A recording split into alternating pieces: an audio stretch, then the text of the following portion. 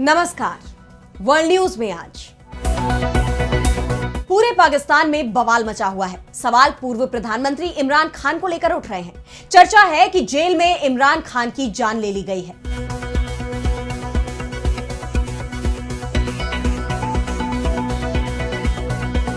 संसद से सड़क तक पीटीआई समर्थक प्रदर्शन कर रहे हैं, इमरान की आजादी की मांग कर रहे हैं। लेकिन पीटीआई समर्थकों के सामने सबसे बड़ा सवाल तो यह बना हुआ है कि आखिर उनका नेता जिंदा भी है या नहीं, क्योंकि 25 दिन से किसी ने भी इमरान खान को नहीं देखा है। कोर्ट का आदेश भी सरकार मानने को तैयार नहीं है। लेकिन अब इमरान समर्थकों ने आर पार की जंग का ऐलान कर दिया है। ऐसे में सवाल सेना पर उठ रहे हैं कि क्या सेना ने जेल में इमरान खान की जान ले ली है।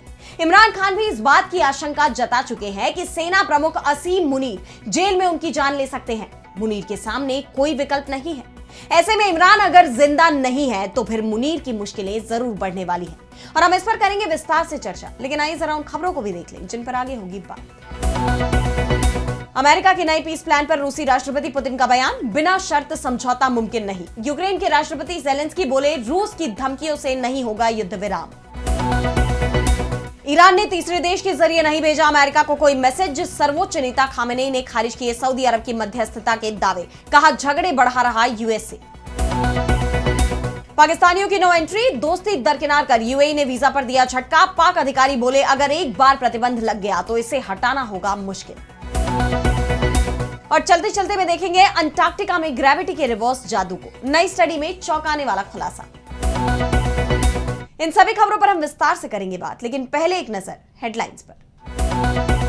अमेरिका में 19 देशों के ग्रीन कार्ड होल्डर्स की फिर होगी जांच। नेशनल गार्ड पर हमले के बाद ट्रंप प्रशासन का बड़ा ऐलान। राष्ट्रपति ट्रंप बोले, ढीली ढाली माइग्रेशन नीतियां राष्ट्रीय सुरक्षा के लिए सबसे बड़ा खतरा। हांगकांग में लगी आग से अब तक 128 की मौत, 250 से ज्यादा लोग लापता, 76 घायल। सरकार ने मामले की क्रिमिनल जांच की शुरू। 4 दिसंबर को भारत आएंगे रूस के राष्ट्रपति व्लादिमीर पुतिन। राष्ट्रपति मुर्मू करेंगे स्वागत। पीएम मोदी से द्विपक्षीय रिश्तों पर करेंगे चर्चा। ऑस्ट्रेलिया का ईरान के खिलाफ बड़ा एक्शन, ईरानी सेना आईआरजीसी को आधिकारिक रूप से आतंकी लिस्ट में डाला। तेहरान के साथ तनाव बढ़ सकता है। तो पाकिस्तान के पूर्व प्रधानमंत्री इमरान खान जिंदा है या उनकी मौत हो चुकी है? पाकिस्तान में यह सवाल हर कोई पूछ रहा है। 25 दिन हो चुके हैं, रावलपिंडी की अदियाला जेल में बंद इमरान खान से किसी की मुलाकात नहीं हुई है। कोर्ट का आदेश है कि इमरान के परिवार के लोग उनसे मिल सकते हैं, लेकिन पाकिस्तान की सरकार का कहना है कि इमरान जंग की तैयारी कर रहे हैं, सरकार के खिलाफ ही युद्ध छेड़ने की कोशिश कर रहे हैं, इसलिए उनसे मुलाकात करने वालों को रोक दिया गया है। यहां तक कि इमरान की बहनों को भी पूर्व प्रधानमंत्री से मिलने की इजाजत नहीं दी गई। खैबर पख्तूनख्वा, जहां सरकार इमरान खान की पार्टी पीटीआई की है, वहां के सीएम सोहेल अफरीदी इमरान खान से मिलने के लिए अदियाला जेल पहुंचे थे, लेकिन पुलिस ने सीएम को ही पीट दिया। सीएम की पिटाई का यह वीडियो इस समय पूरे पाकिस्तान में वायरल हो रहा है। इस बीच अदियाला जेल को पीटीआई समर्थकों ने घेर लिया। इमरान खान की रिहाई को लेकर जमकर नारेबाजी हो रही है, तो दूसरी तरफ सरकार का कहना है कि इमरान खान स्वस्थ है। लेकिन सवाल ये उठ रहे हैं कि जब इमरान को कुछ नहीं हुआ है तो फिर उन्हें किसी से भी मिलने से क्यों रोका जा रहा है?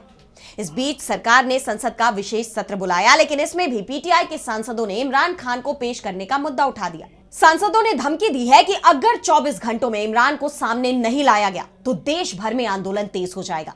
इस बीच इमरान खान की बहन अलीमा खान का बयान सामने आया है, जिसमें उन्होंने कहा कि 3 से 4 हफ्ते पहले जेल में इमरान से आखिरी मुलाकात हुई थी।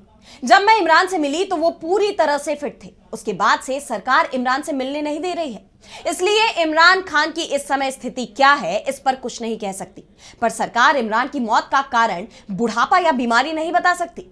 पाकिस्तान में भारी गुस्सा है और अगर खान को कुछ हुआ तो लोग चुप नहीं बैठेंगे। इमरान की सुरक्षा को लेकर उनके बेटे कासिम ने भी सवाल उठाए हैं। उन्होंने एक्स पर पोस्ट किया कि मेरे पिता 845 दिनों से गिरफ्तार हैं। पिछले 6 हफ्तों से उन्हें जीरो पारदर्शिता के साथ फांसी की सजा वाले कैदियों के लिए बनी कोठरी में एकांत कारावास में रखा गया है। 1 महीने से अधिक समय से परिवार से मिलने पर अघोषित प्रतिबंध लगा हुआ है। अदालत के आदेशों के बावजूद उनकी बहनों को हर बार मुलाकात करने से रोका गया है।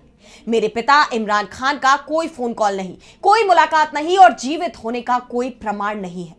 कासिम ने वैश्विक संस्थानों से तत्काल हस्तक्षेप की मांग की है, क्योंकि इमरान खान की जान अब संकट में घिरती दिख रही है। कासिम ने कहा कि अंतर्राष्ट्रीय समुदाय, वैश्विक मानवाधिकार संगठनों और हर लोकतांत्रिक आवाज से मेरा आग्रह है कि वे तत्काल हस्तक्षेप करें।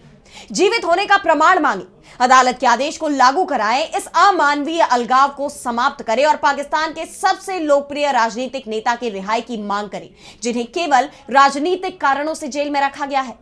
इमरान का परिवार पूछ रहा है कि आखिर पूर्व प्रधानमंत्री की हालत कैसी है, मुलाकात से क्यों रोका जा रहा है। तो दूसरी तरफ पाकिस्तान सरकार का कहना है कि देश की सुरक्षा के लिए यह जरूरी है। पाकिस्तान के प्रधानमंत्री के राजनीतिक सलाहकार राणा सनाउल्लाह ने इमरान को लेकर उठ रहे सवालों का जवाब देते हुए कहा कि इमरान राजधानी पर हमले का प्लान बना रहे हैं। जेल में बैठा कैदी अगर इस्लामाबाद पर हमला प्लान कर रहा हो तो उससे किसी को कैसे मिलने दे। इमरान और पीटीआई ने पहले भी देश को नुकसान पहुंचाया है, इसलिए इस वक्त सख्ती जरूरी है। पर हम देश को बताना चाहते हैं कि इमरान खान बिल्कुल ठीक है और उनकी सेहत का पूरा ख्याल रखा जा रहा है। डॉक्टरों की टीम नियमित जांच कर रही है, दवाइयां, खाना और व्यायाम सभी सुविधा उन्हें मिल रही है और वे अभी भी अदियाला जेल में ही हैं। इस बीच इमरान खान के पुराने बयान पर एक बार फिर अब चर्चाएं हो रही हैं कि क्या इमरान ने जो बात 1 साल पहले कही थी वो सच हो गई है। पहले हम आपको बताते हैं कि इमरान खान ने आखिर कहा क्या था। तो 2 मई 2024 को इमरान का एक लेख प्रकाशित हुआ था, जिसमें उन्होंने कहा था कि सेना ने वो सब कुछ किया जो वो कर सकते हैं, अब सिर्फ मेरी जान लेना बाकी रह गया है। मैंने सार्वजनिक रूप से कहा है कि मुझे या मेरी बीवी बुशरा बीवी को अगर कुछ भी होता है तो जनरल आसिम मुनीर जिम्मेदार होंगे, क्योंकि जेल में मेरे साथ जो भी बर्ताव हो रहा है उसके आदेश मुनीर की तरफ से दिए जा रहे हैं।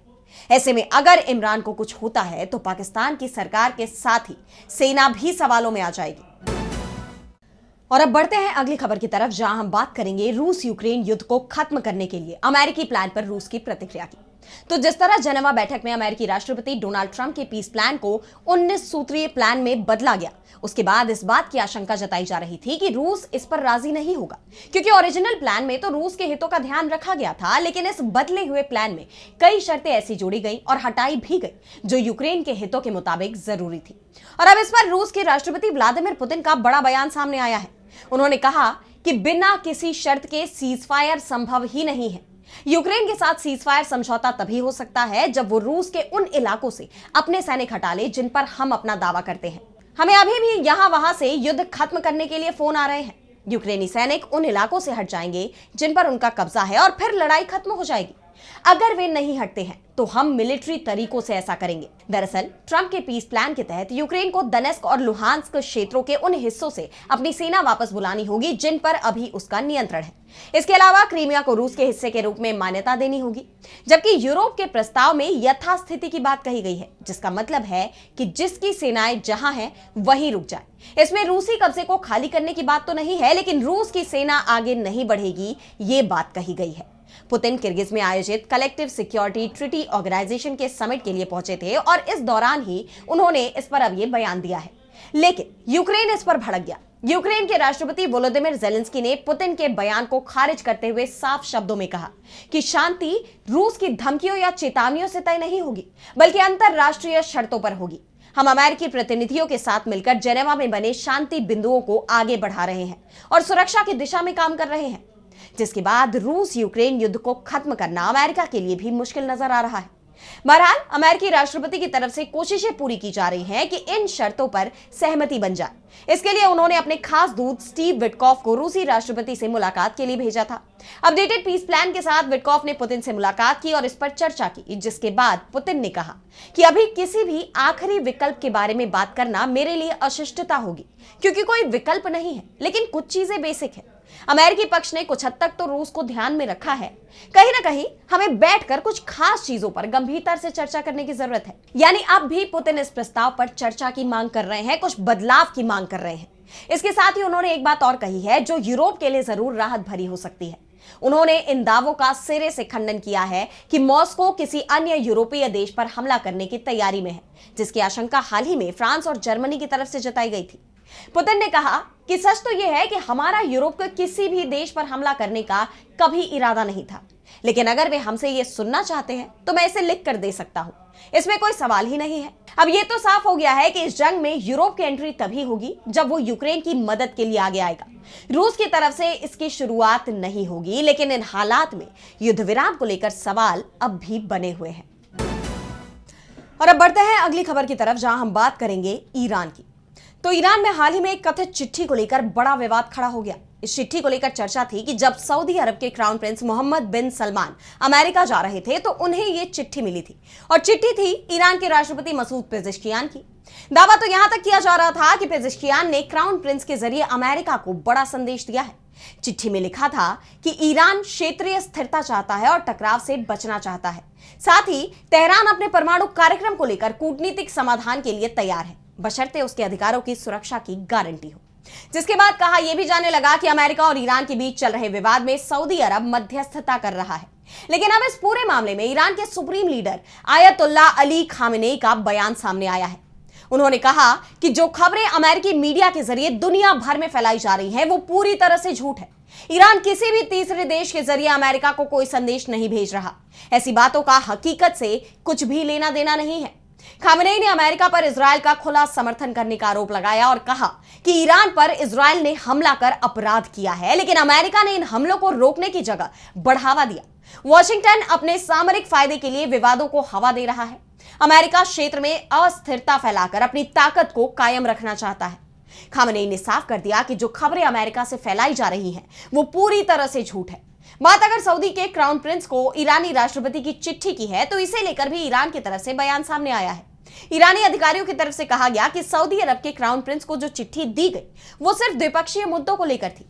इसमें किसी भी तीसरे देश के बारे में कोई बातचीत नहीं थी। यह बात तो आप जानते ही हैं कि अमेरिका और ईरान के बीच इसी साल अप्रैल और जून के बीच ईरान के न्यूक्लियर प्रोग्राम और अमेरिकी बैन पर बातचीत हुई थी। दोनों पक्षों के बीच ओमान की मध्यस्थता में 5 राउंड की बातचीत हुई, जिसके बाद छठे राउंड की बातचीत की उम्मीद जताई जा रही थी। लेकिन उससे पहले ही इजरायल ने ईरान में कई जगहों पर अचानक हमले कर दिए, जिसके बाद ईरान और इजरायल के बीच जंग शुरू हो गई। 22 जून को अमेरिका भी इस जंग में कूद गया। अमेरिका ने ईरान के नतांज, फोर्दो और इस्फहान में ईरान के न्यूक्लियर ठिकानों पर हमला किया और बाद में 24 जून से सीज फायर घोषित हो गया, जिसके बाद से ही ईरान और अमेरिका के बीच कोई बातचीत नहीं हुई है। और अब अगली खबर में बात करेंगे पाकिस्तान के खिलाफ यूएई के बड़े एक्शन की। तो एक तरफ पाकिस्तान मुस्लिम वर्ल्ड में अपनी सैन्य ताकत के दम पर अक्सर ही धौंस जमाता हुआ नजर आता है, बड़े बड़े दावे करता है। वहीं दूसरी तरफ मुस्लिम देशों में ही उसके खिलाफ माहौल बनता नजर आ रहा है। पाकिस्तानियों की मुस्लिम देशों में एंट्री बैन करने पर विचार किया जा रहा है। पाकिस्तान की आर्थिक मोर्चे पर खस्ता हालत किसी से नहीं छुपी। बार बार उसे इंटरनेशनल मॉनेटरी फंड यानी आईएमएफ से लोन की दरकार करनी पड़ती है। और यही नहीं, दुनिया भर में सबसे ज्यादा भीख मांगने वाले लोग भी पाकिस्तानी हैं। इसे लेकर तमाम रिपोर्ट सामने आ चुकी हैं, जिसमें पाकिस्तानी नागरिक वीजा लेकर किसी देश की यात्रा करते हैं और वहां भीख मांगने का काम शुरू कर देते हैं, जिसे लेकर कई बार अंतरराष्ट्रीय स्तर पर पाकिस्तान की किरकिरी भी हो चुकी है। सऊदी अरब तो कई बार पाकिस्तान को इसके लिए चेतावनी दे चुका है। कई ऐसे लोगों को पाकिस्तान वापस भी भेजा जो गए तो थे वीजा लेकर, लेकिन वहां जाकर भीख मांगने लगे या फिर आपराधिक गतिविधियों में सबसे ज्यादा संलिप्तता भी उनकी ही पाई गई। लेकिन अब यूएई ने इसे लेकर बेहद सख्त कदम उठाया है। उसने तो पाकिस्तान के खिलाफ सीधा एक्शन ही ले लिया। यूनाइटेड अरब एमिरेट्स ने पाकिस्तानी पासपोर्ट पर तो बैन नहीं लगाया, लेकिन पाकिस्तानी नागरिकों को वीजा भी जारी नहीं कर रहा। पाकिस्तानी अधिकारियों के मुताबिक यूएई सरकार को चिंता है कि कुछ लोग वहां जाकर आपराधिक गतिविधियों में शामिल हो रहे हैं। विजिट वीजा पर आए पाकिस्तानी लोग यूएई में भीख मांगने को ही अपना पेशा बना लेते हैं और इस वजह से अब सामान्य पासपोर्ट वाले लोगों को वीजा जारी नहीं किया जा रहा। पाकिस्तानी अखबार द डॉन की रिपोर्ट के मुताबिक शहबाज सरकार के अतिरिक्त गृह सचिव सलमान चौधरी ने सीनेट की फंक्शनल कमेटी को यह जानकारी दी और इस पर गंभीर चिंता जाहिर की। उन्होंने कहा कि सऊदी अरब और संयुक्त अरब अमीरात ने पाकिस्तानी पासपोर्ट पर प्रतिबंध लगाने में कोई कसर नहीं छोड़ी। अगर एक बार प्रतिबंध लग गया तो इसे हटाना मुश्किल हो जाएगा। यानी जिन देशों के साथ पाकिस्तान एक नया गठबंधन बनाने के सपने देख रहा है, वही देश अब उसके खिलाफ होते जा रहे हैं। ऐसे में उसके लिए वैश्विक मंच पर अपनी जगह मजबूत करना और मुश्किल होता नजर आ रहा है। और अब चलते चलते मैं बात करेंगे ग्रेविटी के रिवर्स जादू की। तो एक नई रिसर्च में खुलासा हुआ है कि अगर अंटार्कटिका की बर्फ पिघलेगी तो वहां का समुद्री स्तर बढ़ने की बजाय घटेगा, जबकि आमतौर पर तो आपने पढ़ा होगा कि ग्लोबल वार्मिंग की वजह से जब ग्लेशियर्स पिघलते हैं तो उसका असर समुद्र में दिखाई देता है, समुद्र का जल स्तर बढ़ जाता है। लेकिन इस बार ऐसा नहीं है। वैज्ञानिकों ने जो ये खुलासा किया है वो बेहद ही चौंकाने वाला है। नई स्टडी में पाया गया कि अंटार्कटिका की बर्फ पिघलने पर दुनिया भर के समुद्र में जल का स्तर बढ़ेगा, लेकिन अंटार्कटिका के पास समुद्र का जल स्तर घटेगा और इसकी वजह गुरुत्वाकर्षण यानी ग्रेविटी में बदलाव और पृथ्वी की धुरी का खिसकना है। ये काफी चौंकाने वाला है और साथ ही बड़ा खतरा भी पैदा कर सकता है। इस शोध में चेतावनी दी गई है कि भारत सहित पैसिफिक और इंडियन ओशन के कई तटीय क्षेत्रों में समुद्र स्तर औसत से कहीं ज्यादा बढ़ सकता है। यह सुनकर अजीब लगता है, लेकिन इसकी वजह ग्रेविटी, धरती की घूर्णन और समुद्री जल के वैश्विक वितरण से जुड़ी हुई है। यही वजह है कि इस वैज्ञानिक खोज को दुनिया भर के समुद्री तटीय देशों के लिए बड़ी चेतावनी के रूप में देखा जा रहा है। ऐसे में एक सवाल यह भी उठ रहा है कि आखिर समुद्र का स्तर अंटार्कटिका के पास क्यों घटेगा? तो रिसर्च बताती है कि अंटार्कटिका की बर्फ एक विशाल ग्रेविटी मैग्नेट की तरह काम करती है। बर्फ का मास जितना ज्यादा, वो उतना ही समुद्री जल को अपनी तरफ खींचता है। लेकिन जैसे ही बर्फ पिघलती है, उसका वजन कम होता है, गुरुत्वाकर्षण कमजोर पड़ता है और आसपास का पानी दूर की तरफ खिसकने लगता है। यही वजह है कि अंटार्कटिका के आसपास के समुद्र का जल स्तर नीचे चला जाएगा और दुनिया के दूसरे हिस्सों में ये तेजी से ऊपर उठेगा। अब इस खुलासे ने कई और सवाल खड़े कर दिए हैं। आने वाले वक्त में ऐसे कई और खुलासे सामने आ सकते हैं जो पुरानी थ्योरीज को पलटने वाले होंगे। लेकिन फिलहाल आज इस वर्ल्ड न्यूज में इतना ही। देश दुनिया की तमाम बड़ी खबरों के लिए आप देखते रहिए डीबी लाइव और मुझे दीजिए इजाजत। नमस्कार।